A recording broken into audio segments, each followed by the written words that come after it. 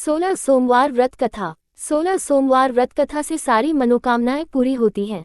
कहते हैं कि 16 सोमवार व्रत कथा का पाठ न केवल सांसारिक उन्नति देता है बल्कि परलोक भी सुधार देता है। नियम पूर्वक 16 सोमवारों को जो यह व्रत करता है उसके मार्ग की सारी बाधाएं स्वतः दूर हो जाती हैं। जीवन में उसे पग पग पर सफलता प्राप्त होती है। 16 सोमवार व्रत विधि। 16 सोमवार व्रत कथा की विधि भी सामान्य सोमवार के व्रत की विधि जैसी ही है। दोनों में कोई खास अंतर नहीं है। हाँ, याद रखने वाली बात तय है कि आमतौर पर यह व्रत दिन के तीसरे पहर तक किया जाता है। परंपरा के अनुसार 16 सोमवार व्रत विधि में फलाहार लेने या पारण का कोई विशेष विधान नहीं है। अतः श्रद्धापूर्वक चाहे तो इन नियमों को माना जा सकता है अथवा छोड़ा भी जा सकता है, किंतु ये जरूरी है कि दिन रात में केवल एक समय भोजन किया जाए। 16 सोमवार व्रत के दौरान भगवान शंकर और पार्वती मैया की पूजा की जाती है। सोमवार के व्रत 3 प्रकार के हैं: साधारण प्रति सोमवार, सोम प्रदोष व्रत और 16 सोमवार विधि तीनों की एक जैसी है। 16 सोमवार व्रत विधि के अनुसार शिव पूजन के बाद कथा सुननी चाहिए। यद्यपि तीनों व्रतों की कथाएं भिन्न भिन्न हैं। आइए अब 16 सोमवार व्रत कथा का पाठ करते हैं। 16 सोमवार व्रत कथा। 16 सोमवार व्रत कथा पापों से बचाकर पुण्य प्रदान करने वाली है। श्रद्धा को हृदय में धारण कर प्रत्येक सोमवार को 16 सोमवार व्रत कथा का पाठ अवश्य ही करना चाहिए। संसार में ऐसा कुछ नहीं जो इसे नियमित पढ़ने से हासिल न हो सके। मृत्यु लोक में विवाह करने की इच्छा करके एक समय श्री भूतनाथ महादेव जी माता पार्वती के साथ पधारे। वहां वे भ्रमण करते करते विदर्भ देशांतर्गत अमरावती नाम की अति रमणीक नगरी में पहुंचे। अमरावती नगरी अमरापुरी के सदृश सब प्रकार के सुखों से परिपूर्ण थी। उसमें वहां के महाराज का बनाया हुआ अति रमणीक शिवजी का मंदिर था। उसमें भगवान शंकर भगवती पार्वती के साथ निवास करने लगे। एक समय माता पार्वती ने प्राणपति को प्रसन्न देख के मनोविनोद करने की इच्छा से बोली, हे महाराज, आज तो हम तुम दोनों चौस खेलें। शिवजी ने प्राणप्रिया की बात को मान लिया और चौस खेलने लगे। उस समय इस स्थान पर मंदिर का पुजारी ब्राह्मण मंदिर में पूजा करने को आया।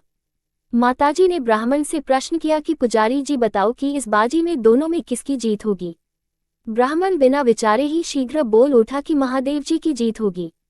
थोड़ी देर में बाजी समाप्त हो गई और पार्वती जी की विजय हुई। अब तो पार्वती जी ब्राह्मण को झूठ बोलने के अपराध के कारण श्राप देने को उद्यत हुई। तब महादेव जी ने पार्वती जी को बहुत समझाया, परंतु उन्होंने ब्राह्मण को कोढ़ी होने का श्राप दे दिया। कुछ समय बाद पार्वती जी के श्रापवश पुजारी के शरीर में कोढ़ पैदा हो गया। इस प्रकार पुजारी अनेक प्रकार से दुखी रहने लगा। इस तरह के कष्ट भोगते हुए जब बहुत दिन हो गए तो देवलोक की अप्सराएं शिवजी की पूजा करने उसी मंदिर में पधारी और पुजारी के कष्ट को देख बड़े दयाभाव से उससे रोगी होने का कारण पूछने लगी। पुजारी ने निःसंकोच सब बातें उनसे कह दी। वे अप्सराएं बोली, हे पुजारी, अब तुम अधिक दुखी मत होना, भगवान शिवजी तुम्हारे कष्ट को दूर कर देंगे। तुम सब बातों में श्रेष्ठ षोडश सोमवार का व्रत भक्तिभाव से करो। तब पुजारी अप्सराओं से हाथ जोड़कर विनम्र भाव से षोडश सोमवार व्रत की विधि पूछने लगा। अप्सराएं बोली कि जिस दिन सोमवार हो उस दिन भक्ति के साथ व्रत करें, स्वच्छ वस्त्र पहने, आधा सेर गेहूं का आटा ले, उसके 3 अंगा बनावे और घी, गुड़, दीप, नैवेद्य, पुंगी फल, बेलपत्र, जनेऊ, जोड़ा, चंदन, अक्षत, पुष्यादि के द्वारा प्रदोष काल में भगवान शंकर का विधि से पूजन करे। तत्पश्चात अंगाओं में से एक शिवजी को अर्पण करे, बाकी 2 को शिवजी का प्रसाद समझकर उपस्थित जनों में बांट दे और आप भी प्रसाद पावें। इस विधि से 16 सोमवार व्रत करें। तत्पश्चात 17वें सोमवार के दिन पाव सेर पवित्र गेहूं के आटे की बाटी बनावें। तदनुसार घी और गुड़ मिलाकर चूरमा बनावें और शिवजी का भोग लगाकर उपस्थित भक्तों में पीछे आप सकुटुंब प्रसाद ले तो भगवान शिवजी की कृपा से उसके मनोरथ पूर्ण हो जाते हैं। ऐसा कहकर अप्सराएं स्वर्ग को चली गईं। ब्राह्मण ने यथाविधि षोडश सोमवार व्रत किया तथा भगवान शिवजी की कृपा से रोग मुक्त होकर आनंद से रहने लगा। कुछ दिन बाद जब फिर शिवजी और पार्वती उस मंदिर में पधारे तब ब्राह्मण को निरोग देखकर पार्वती ने ब्राह्मण से रोग मुक्त होने का कारण पूछा तो ब्राह्मण ने 16 सोमवार व्रत कथा कह सुनाई। तब तो पार्वती जी अति प्रसन्न होकर ब्राह्मण से व्रत की विधि पूछकर व्रत करने को तैयार हुई। व्रत करने के बाद उनकी मनोकामना पूर्ण हुई तथा उनके रूठे पुत्र स्वामी कार्तिकेय स्वयं माता के आज्ञाकारी हुए, परंतु कार्तिकेय जी को अपने विचार परिवर्तन का रहस्य जानने की इच्छा हुई और माता से बोले, हे माता जी, आपने ऐसा कौन सा उपाय किया जिससे मेरा मन आपकी ओर आकर्षित हुआ। तब पार्वती जी ने वही षोडश सोमवार व्रत कथा उनको सुनाई। स्वामी कार्तिकेय जी बोले कि इस व्रत को मैं भी करूंगा क्योंकि प्रिय मित्र ब्राह्मण दुखी दिल से परदेश गया है, हमें उससे मिलने की बहुत इच्छा है। कार्तिकेय जी ने भी इस व्रत को किया और उनका प्रिय मित्र मिल गया। मित्र ने इस आकस्मिक मिलन का भेद कार्तिकेय जी से पूछा तो वे बोले, हे मित्र, हमने तुम्हारे मिलने की इच्छा करके 16 सोमवार का व्रत किया था। अब तो ब्राह्मण मित्र को भी अपने विवाह की बड़ी इच्छा हुई। कार्तिकेय जी से व्रत की विधि पूछी और यथाविधि व्रत किया। व्रत के प्रभाव से जब वह किसी कार्यवश विदेश गया तो वहां के राजा की लड़की का स्वयंवर था। राजा ने प्रण किया था कि जिस राजकुमार के गले में सब प्रकार श्रृंगारित हथिनी माला डालेगी मैं उसी के साथ प्यारी पुत्री का विवाह कर दूंगा। शिवजी की कृपा से ब्राह्मण भी स्वयंवर देखने की इच्छा से राजसभा में एक ओर बैठ गया।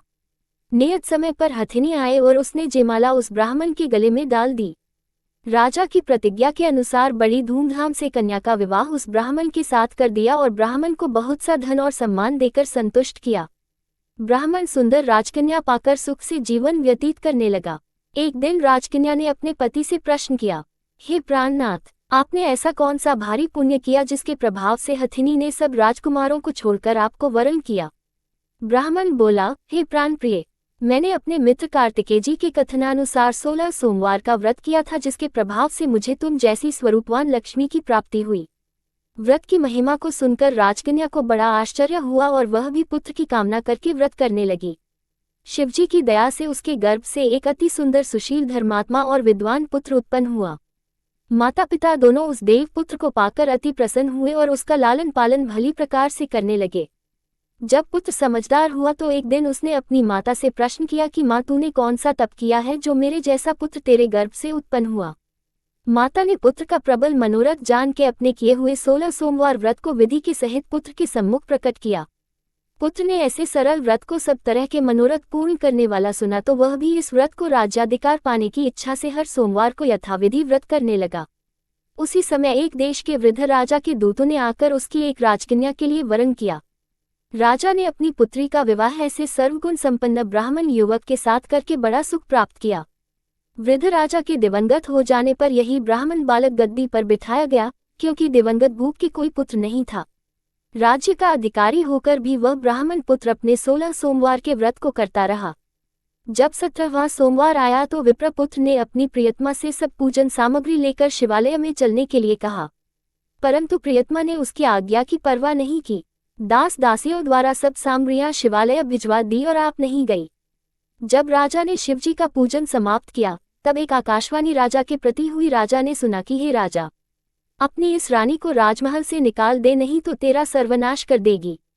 वाणी को सुनकर राजा के आश्चर्य का ठिकाना नहीं रहा और तत्काल ही मंत्रणागृह में आकर अपने सभासदों को बुलाकर पूछने लगा कि हे मंत्रियों, मुझे आज शिवजी की वाणी हुई है कि राजा तू अपनी इस रानी को निकाल दे, नहीं तो ये तेरा सर्वनाश कर देगी। मंत्री आदि सब बड़े विस्मय और दुख में डूब गए, क्योंकि जिस कन्या के साथ राज मिला है राजा उसी को निकालने का जाल रचता है, ये कैसे हो सकेगा। अंत में राजा ने उसे अपने यहाँ से निकाल दिया। रानी दुखी हृदय से भाग्य को कोसती हुई नगर के बाहर हुई। बिना पदत्राण फटे वस्त्र पहने भूख से दुखी धीरे धीरे चलकर एक नगर में पहुंची।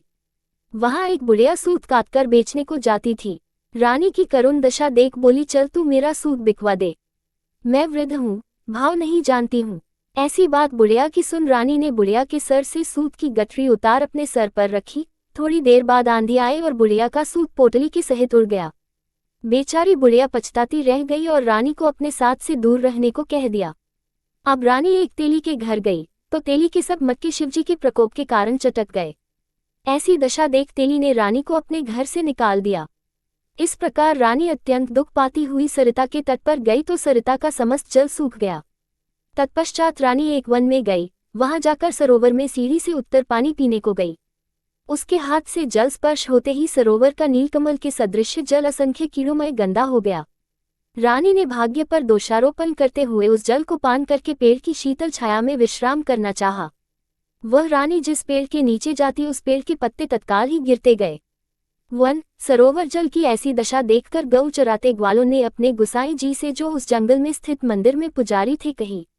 गुसाई जी के आदेशानुसार ग्वाले रानी को पकड़कर गुसाई के पास ले गए। रानी की मुख कांति और शरीर शोभा देख गुसाई जान गए, यह अवश्य ही कोई विधि की गति की मारी कोई कुलीन अबला है। ऐसा सोच पुजारी जी ने रानी के प्रति कहा कि पुत्री, मैं तुमको पुत्री के समान लूंगा। तुम मेरे आश्रम में ही रहो, मैं तुमको किसी प्रकार का कष्ट नहीं होने दूंगा। गुसाई के ऐसे वचन सुन रानी को धीरज हुआ और आश्रम में रहने लगी। परंतु आश्रम में रानी जो भोजन बनाती उसमें कीड़े पड़ जाते, जल भर के लावे उसमें कीड़े पड़ जाते। अब तो गुसाई जी भी दुखी हुए और रानी से बोले कि हे बेटी, तेरे पर कौन से देवता का कोप है जिससे तेरी ऐसी दशा है। पुजारी की बात सुन रानी ने शिवजी की पूजा करने न जाने की कथा सुनाई तो पुजारी ने शिवजी महाराज की अनेक प्रकार से स्तुति करते हुए रानी के प्रति बोले कि पुत्री, तुम सब मनोरथों के पूर्ण करने वाली 16 सोमवार व्रत कथा को पढ़ो, उसके प्रभाव से अपने कष्ट से मुक्त हो सकोगी। गुसाई की बात सुनकर रानी ने 16 सोमवार व्रत विधि विधान से संपन्न किया और 17वें सोमवार को पूजन के प्रभाव से राजा के हृदय में विचार उत्पन्न हुआ कि रानी को गए बहुत समय व्यतीत हो गया, न जाने कहाँ कहाँ भटकती होगी, ढूंढना चाहिए। ये सोच रानी को तलाश करने चारों दिशाओं में दूत भेजे। वे तलाश करते हुए पुजारी के आश्रम में रानी को पाकर पुजारी से रानी को मांगने लगे, परंतु पुजारी ने उनसे मना कर दिया तो दूत चुपचाप लौटे और आकर महाराज के सम्मुख रानी का पता बतलाने लगे। रानी का पता पाकर राजा स्वयं पुजारी के आश्रम में गए और पुजारी से प्रार्थना करने लगे कि महाराज, जो देवी आपके आश्रम में रहती है वह मेरी पत्नी है। शिवजी के कोप से मैंने इसको त्याग दिया था, अब इस पर से शिव का प्रकोप शांत हो गया है, इसलिए मैं इसे लिवाने आया हूँ। आप इसे मेरे साथ चलने की आज्ञा दे दीजिए। गुसाई जी ने राजा के वचन को सत्य समझकर रानी को राजा के साथ जाने की आज्ञा दे दी। गुसाई की आज्ञा पाकर रानी प्रसन्न होकर राजा के महल में आई। नगर में अनेक प्रकार के बधावे बजने लगे। नगर निवासियों ने नगर के दरवाजे पर तोरण बंधनवारों से विविध विधि से नगर सजाया। घर घर में मंगल गान होने लगे। पंडितों ने विविध वेद मंत्रों का उच्चारण करके अपनी राजरानी का आवाहन किया। ऐसी अवस्था में रानी ने पुनः अपनी राजधानी में प्रवेश किया। महाराज ने अनेक तरह से ब्राह्मणों को दानादि देकर संतुष्ट किया, याचकों को धन धान्य दिया। नगरी में स्थान स्थान पर सदाव्रत खुलवाए, जहां भूखों को खाने को मिलता था। इस प्रकार से राजा शिवजी की कृपा का पात्र हो राजधानी में रानी के साथ अनेक तरह के सुखों का भोग करते सोमवार व्रत करने लगे। विधिवत शिव पूजन करते हुए लोक में अनेकानेक सुखों को भोगने के पश्चात शिवपुरी को पधारे। ऐसे ही जो मनुष्य मनसा वाचा कर्मणा द्वारा भक्ति सहित सोमवार का व्रत पूजन इत्यादि विधिवत करता है वह इस लोक में समस्त सुखों को भोगकर अंत में शिवपुरी को प्राप्त होता है। ये 16 सोमवार व्रत कथा सब मनोरथों को पूर्ण करने वाली है।